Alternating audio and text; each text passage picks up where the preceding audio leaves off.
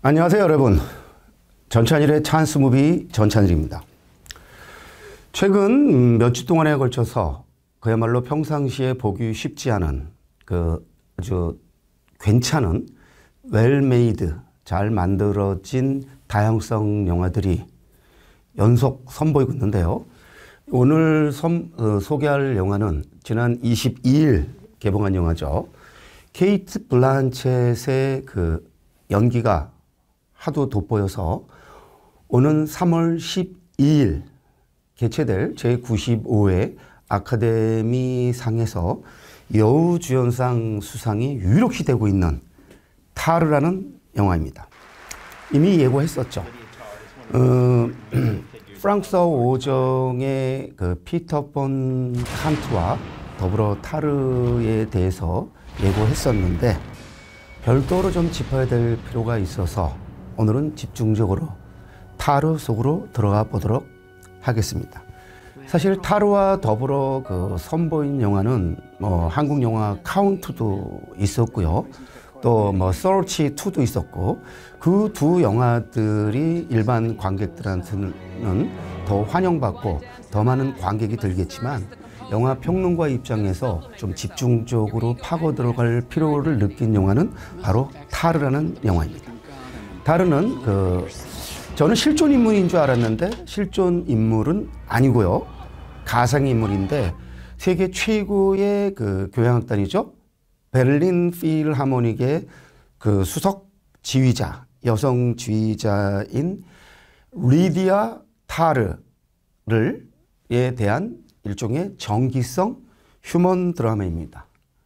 제가 사실 예고할 때는 좀 이렇게 정보가 부족해서 마치 이 영화가 이제 실존 인물을 다룬 것처럼 오해를 했었고, 그래서 인터넷에서 리디아 타르를 아무리 찾아보더라도요, 타르 외에는 설명이 별도로 나오지 않더라고요. 그런데 제 찬스 무비의 어떤 팬이 실제 인물이 아닌 걸로 알고 있다라고 댓글을 달아줘서 꼼꼼히 찾아보니까 가상의 인물이더라고요. 그래서 그 점은 여러분들한테 양해를 구하도록 하겠습니다. 자, 리디아 타르는 그야말로 가상의 인물이지만은 아주 실존 인물처럼 오해를 불러일으킬 만큼의 아주 실력 있는 그런 여성 지휘자입니다. 그런데 제가 앞에 여성이라고 붙였지만은 이 리디아 타르, 이 타르는 실제로 본인이 여성이라는 자각을 특별히 갖고 있지 않습니다. 그것은 뭐냐면 이런 류의 영화가 흔히 취하기 쉬운 페미니즘적 애티튜드를 이 영화는 취하지 않는다는 거죠. 우리가 여성의 경우는 마에스트로가 아니고 마에스트라로 칭해야 됩니다. 그런데 이 리디아 타르는 스스로 마에스트라임을 그렇게 드러내지 않으면서 스스로 마에스트로로 칭하고 또 주변에서 마에스트로로 불려지길 원합니다. 그런 점에서 여성이 주인공이면서 그 주변 인물들도 여성이 중심이면서 이렇게 끌어가는데 놀랍게도 이 영화는 여성 감독이 아니고 남성 감독이 만들어서인지 특별히 페미니즘적인 그런 노선을 펼치지 않는다는 점에서 인상적입니다. 그것이 긍정적일 수도 있고 부정적일 수도 있는데요.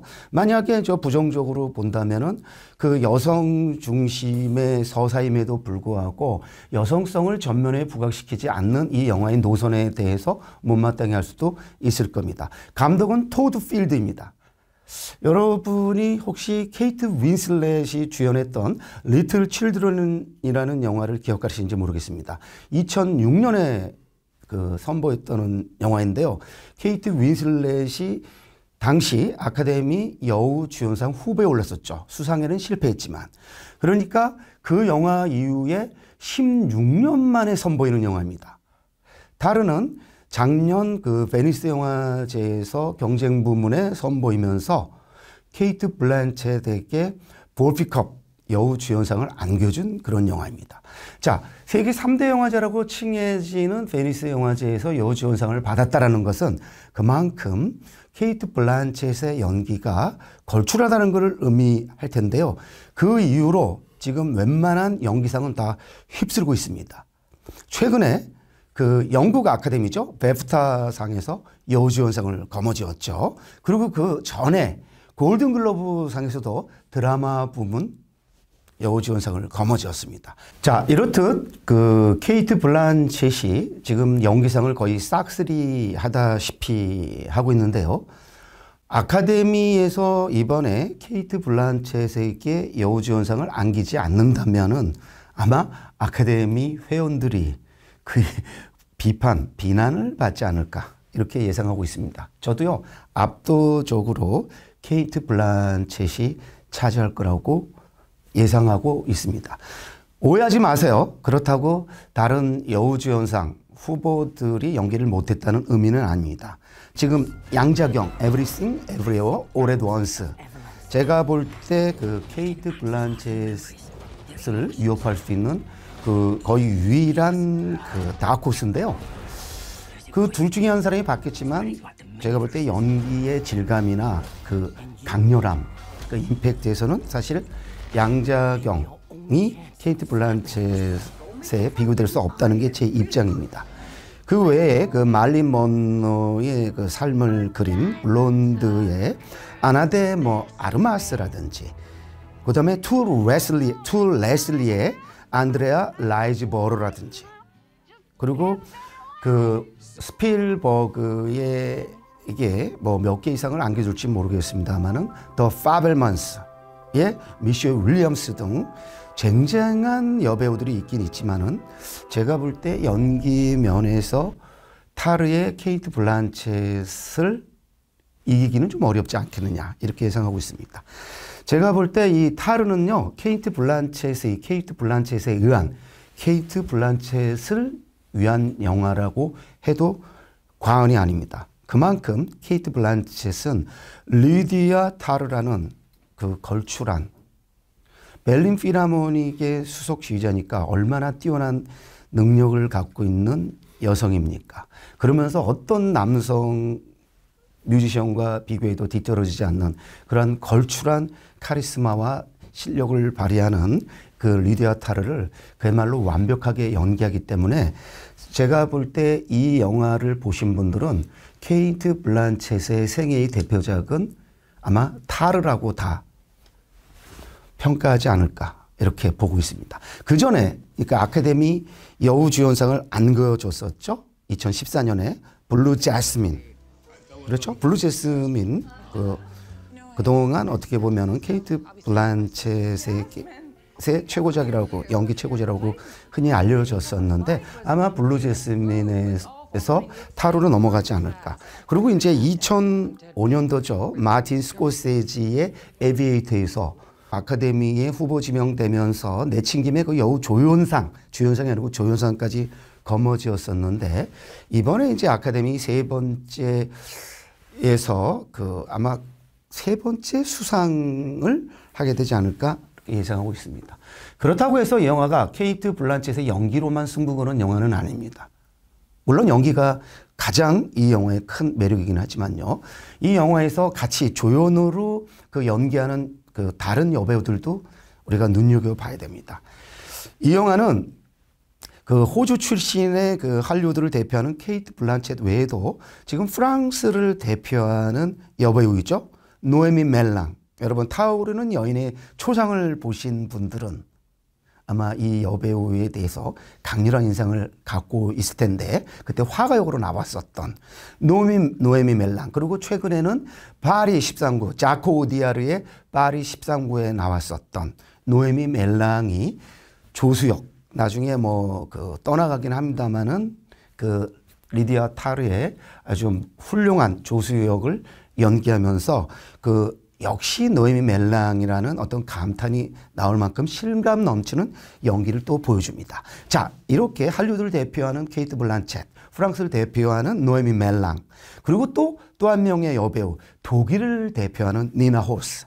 독일을 현재 대표하는 두 여배우는 니나 호스와 더불어 다이앤 크루거입니다. 2017년 칸 영화제 여우주연상을 거머쥐었던 다이앤 크루거, 파티 아킨의 심판이라는 영화로 칸의 여왕이 됐던 그 다이앤 크루거와 더불어 지금 쌍벽을 이루는 한 여배우가 그 니나우스인데 이 니나우스는 지금 독일을 대표하는 명장이죠. 크리스티안 페촐트의 피닉스, 바바라, 옐라 등 이런 그 21세기 그 독일이 배출한 그런 수작에서 계속 여주인공을 맡았었는데 니나 호스가 리디아 타르의 동성의 애인 역으로 나옵니다. 정확하게는 부인 역입니다. 두 사람 사이는 부부로 살아가면서 그 뭐 입양을 한 거겠죠? 한 아이를, 딸애를 키워나가고 있는데 영화에서 그 리디아 타르가 남자 역을 맡고 저 니나우스가 여자 역을 맡는데 그렇다고 이 영화가 두 사람의 그 동성애를 육체적 묘사를 통해서 보여주고 그러는 건 아닙니다. 이들은 그러한 육체적인 교감보다는 오히려 정신적 교감에 이 영화는 충실합니다. 그리고 이 영화가 등급이 15세라는 것도 이제 굉장히 크게 작용했을 텐데요. 만약에 그 미성년자 관람 불가였다면은, 청소년 관람 불가였다면은 조금 서로 육체적인 어떤 그 교섭, 그런 성행위 이런 장면 묘사도 좀 보여줬겠지만 이 영화는 15세 등급에 걸맞게 그 어떤 그 이런 류의 영화들이 그 택하기 쉬운 노선인 육체적인 어떤 과감한 묘사보다는 서로 그 어떤 내면의 그 어떤 그 교감 이런 쪽에 방점을 찍습니다. 그런 점에서 이 영화는 그 여성들 사이의 어떤 육체적 교감과 육체적 교감보다는 정신적인 내면적 그 교감과 또 그 갈등의 그 방점을 찍는 영화라는 것. 영화는 2시간 반 정도로 꽤 깁니다. 그런데 사실 이 영화는 그 어떤 극적인 드라마, 그러한 외적인 사건보다는 인물들 사이에서 그 조성되는 어떤 긴장, 갈등 이런 것에 방점을 찍으면서 어떤 다른 어떤 스릴러 못지않은 긴장감을 불러일으키는데 그 2시간 반 동안 그 지속되는 어떻게 보면 그 긴장감이 이 영화를 보는 아주 큰 재미지 않을까 싶습니다. 그리고 이 영화는요, 지휘자를 다루는 영화임에도 불구하고 흥미롭게도요, 이 타르가 처음 지휘하는 모습은 한 1시간쯤 흘러서 처음 보여줍니다. 그만큼 이 영화는 이 여자가 얼마나 지휘자로서 능력이 있는가 그런 것을 비추기보다는 그 벨린 필하모닉이라는 세계 최고의 그 교향악단에서 여성으로서 또 그 여성 지휘자로서 견뎌내는 게 얼마나 만만치 않은 어려운 일일까를 그 여인의 어떤 내면 묘사라든지 또 여인들 간의 어떤 관계를 통해서 집중적으로 묘사합니다. 이 영화에서 이제 또 아주 유명하게 회자되고 있는 게 영화 초반에 그 학생들한테 어떤 그 지휘를 가르치면서 한 10분에 걸쳐서 뭐 롱테이크 장면으로 찍은 그것이 계속 많이 이야기가 되는데요. 저는 뭐 특별히 그 장면이 뭐 롱테이크로 찍히지 않았다라는 것에는 별로 크게 주목하지는 않았고요.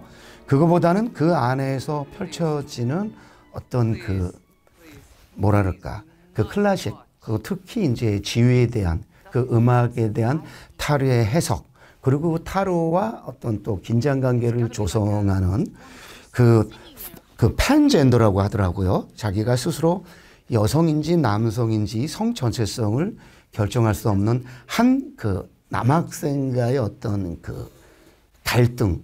끝내 그 남학생은 그 욕지거리를 하면서 그 수업 그 장을 수업에 받는 교실에서 박차고 나가는데요. 그런 어떤 갈등들에서 펼쳐지는 어떤 그 음악에 대한 그 주고받는 그런 대사들이 굉장히 흥미롭습니다.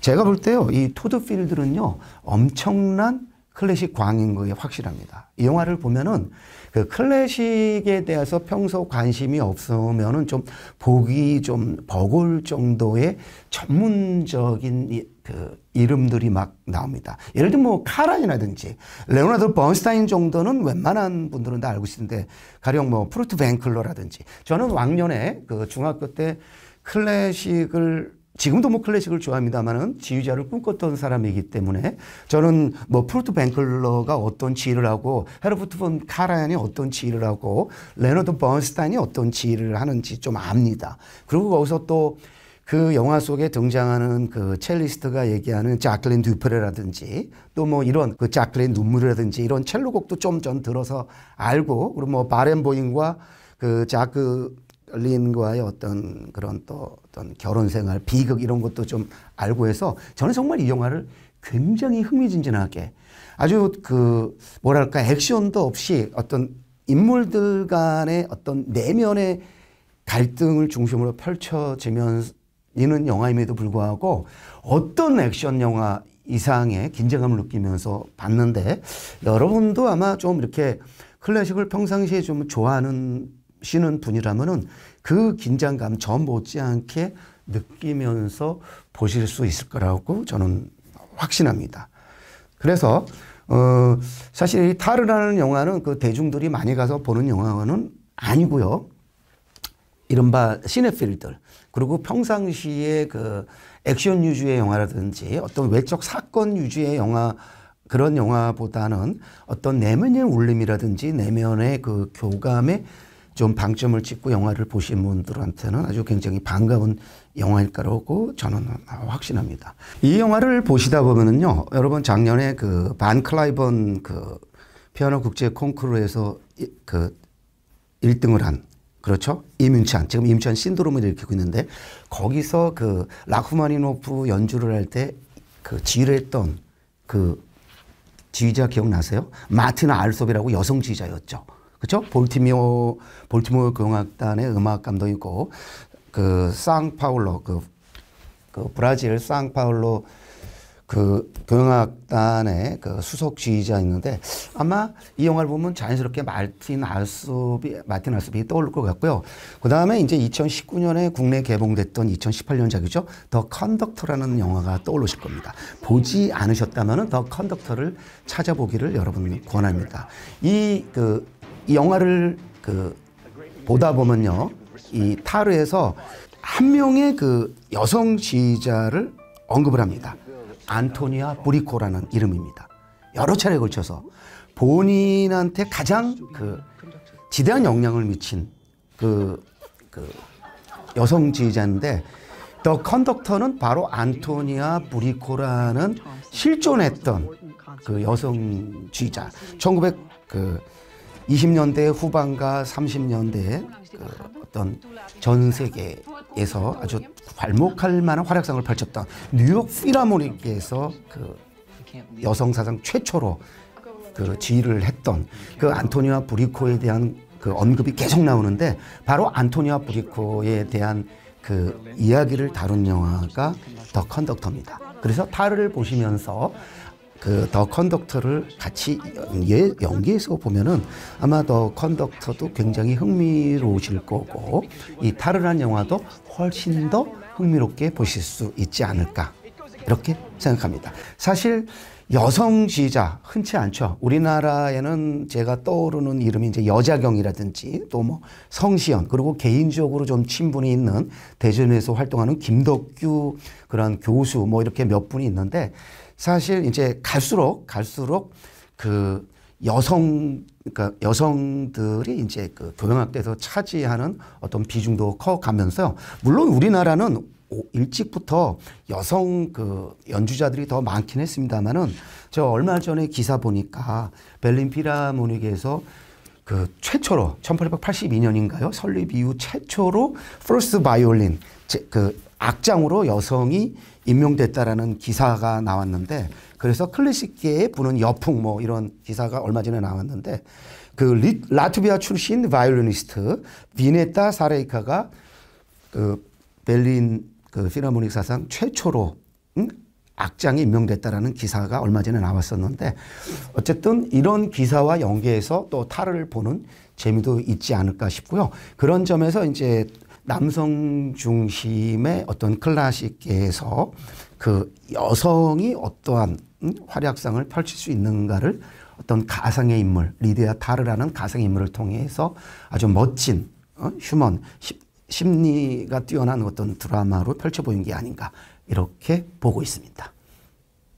사실 이제 3월 12일 현지 시간으로 펼쳐질 오스카상의 이제 결과가 어떻게 나올지는 뭐 모르겠습니다만은 저는 95% 케이트 블란쳇이 여우주연상을 거머쥘 거라고 보고요. 제가 이제 다음 주에 일전에 예고했듯이 아카데미 그 올해의 향방을 예측하는 그러한 그 유튜브를 찍을 텐데요. 뭐 작품상, 감독상, 남녀주연상, 뭐 한 각본상 가장 관심을 끄는 몇 개의 부분에서 예측을 해볼 것 같습니다. 이 영화는 총 6개의 부문에 후보 지명이 되어 있습니다. 여우주연상 외에도 작품상, 감독상, 각본상, 그리고 편집상, 그리고 촬영상. 그렇죠? 뭐 다 중요합니다만 흔히 이제 알짜배기라고 말하는 부문에서는 그 6개 부문에 후보 지명이 돼 있는데 이 영화에서 남자 배우들은 철저하게 그 뭐 부속적 역할을 하기 때문에 남우주연상은 없고요. 특별히 그 남자 배우에서는 이렇게 주목을 끄는 경우는 없습니다. 그래서 그 케이트 블란쳇을 포함한 노에미 멜랑, 니나 호스 등 이 세 그 지금 모카 세계에서 가장 잘 나가는 그 세 여배우들의 어떤 연기의 그 케미 그리고 각각의 어떤 펼치는 어떤 연기의 력 이런 것들을 즐기는 재미 그리고 또 휴먼 드라마로서 그 남성 중심의 세계인 그 지휘자로서 살아남기 위해서 이 리디아 타르가 어떤 그 행보를 펼치는가 재밌게 볼 수 있을 것 같고요.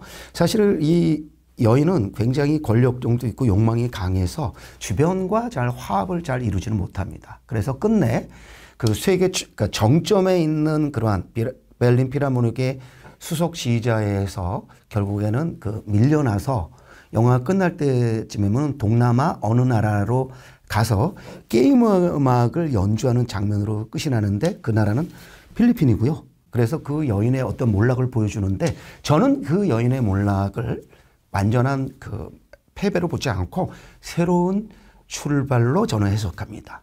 왜냐하면 그동안은 좀 외양, 그 겉모양, 어떤 권력에 좀 심취해서 그 음악의 어떤 진정한 가치를 좀 충분히 음미하지 못했다라면은 오히려 낮은 데로 자기가 감으로써 음악의 어떤 진정한 세계로 또 들어가지 않을까 이렇게 예측을 해봅니다. 그래서 어쩌면은 이 영화 타르 이후의 이야기가 뭐 다른 식으로 또 만들어질 수 있지 않을까 이런 기대를 해보기도 합니다.